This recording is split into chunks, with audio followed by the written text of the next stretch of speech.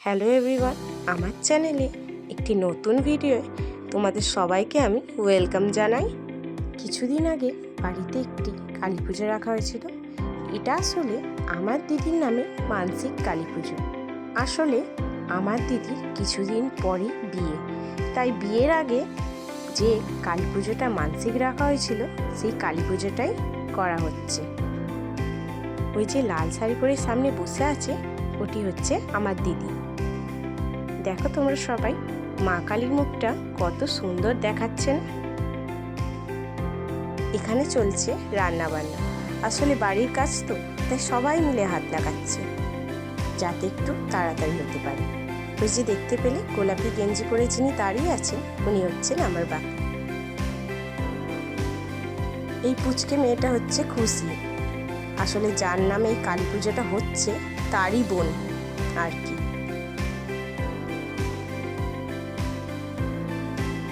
আর ইনি হচ্ছেন আমার মা।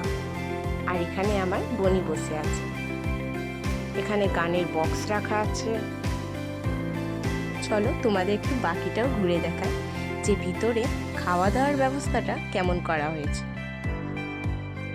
ইনি হচ্ছেন আমার বড় মা।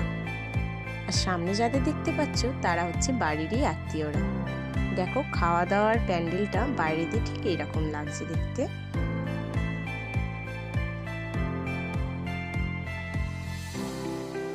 চলো ভিতরটাও তোমাদের দেখাই।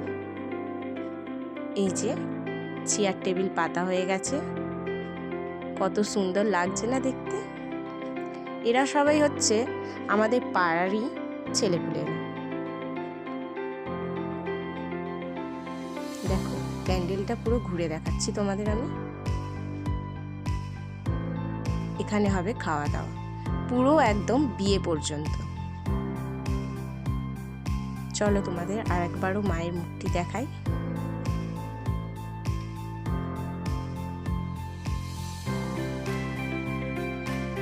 দেখো আমাকে এই ড্রেসটা কেমন লাগছে তোমরা অবশ্যই জানিও।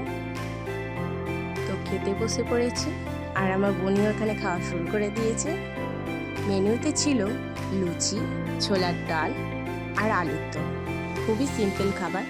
খাবারগুলো খুবই টেস্টি হয়েছিল। আজকের মতো এই পর্যন্ত, টাটা।